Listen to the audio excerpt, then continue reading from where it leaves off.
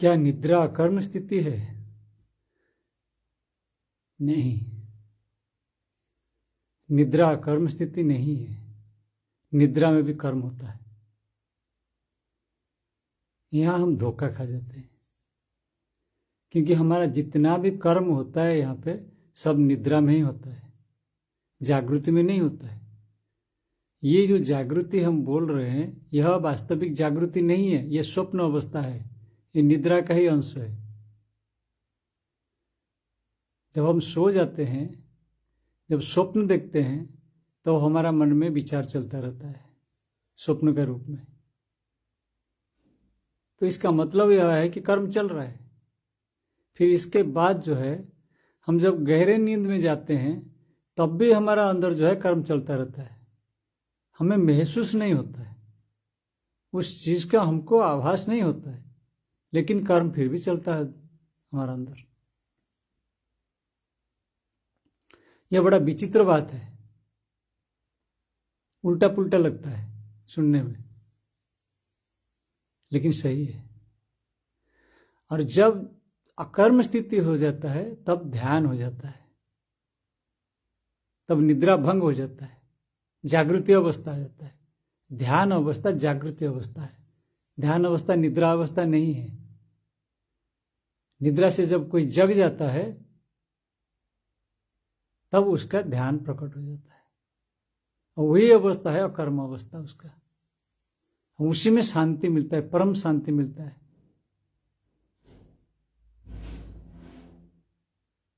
एक मुनि का लक्षण यही है, एक ज्ञानी का लक्षण यही है।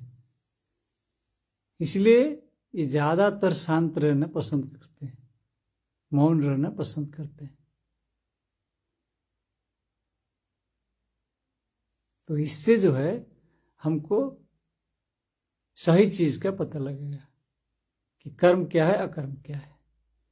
साधारण तो हम इसमें धोखा खा जाते हैं। हम सोचते हैं कि जब हम कुछ नहीं कर रहे तो वह कर्म स्थिति है। नहीं, मन में जो विचार चल रहा है ये बहुत बड़ा कर्म चल रहा है, और जो बाहर का स्थूल कर्म चलता है वो इसी से प्रभावित होता है, विचार से ही प्रभावित होकर चलता है। अगर विचार नहीं है तो बाहर का कर्म हो ही नहीं सकता। बिना विचार का कोई स्थूल कर्म कर ही नहीं सकता, असंभव है। यह हमको पता लगता है, लेकिन जब हम नींद में होते हैं, गहरा नींद में होता है, तब जो कर्म चलता है हमें वो आभास नहीं होता है। बस इतनी सी बात है, क्योंकि हमें सारे चीज का आभास होता नहीं। यहाँ पे हम जब जागृत होते हैं तभी भी हमारा आसपास में जो घटना घटती है हमको आभास नहीं है उसका।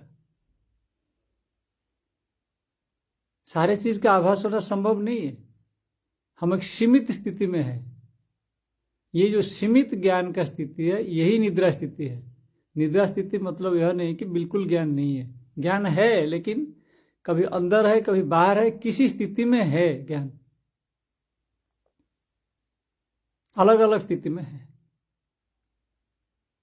बैठे हुए हैं एक अलग स्थिति है, स्वप्न में है अलग स्थिति है, गहरा नींद में अलग स्थिति है, पर थोड़ा थोड़ा इसमें फर्क है।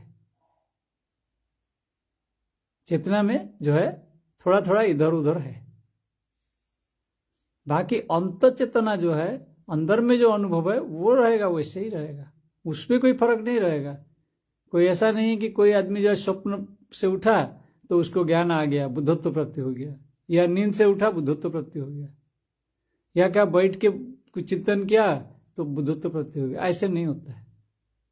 जब तक वो ध्यान का स्थिति में नहीं जाता है, अकर्म का स्थिति में नहीं जाता है, तब तक नहीं होता है, बुद्धत्व प्राप्ति नहीं हो सकता। तब तक उसका जागृति नहीं हो सकता है, वो दृष्टा नहीं हो सकता है।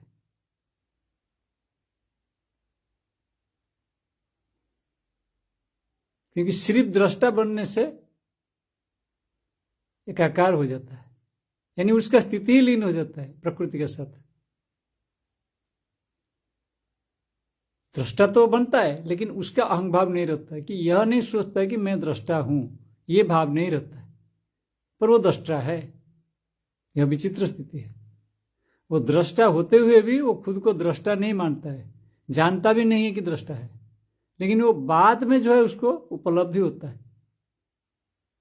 बाद में जो ज्ञान का उपलब्धि होता है, उसके अंदर जो बोध का उपलब्धि होता है, उसका जो फल आता है तब जो है उसको अनुमान होता है ज्ञान का। तो ज्ञान एक अनुमान स्थिति है, जब आता है तो पता नहीं लगता है, जब आके चला जाता है उसके बाद वो बोध छोड़ जाता है।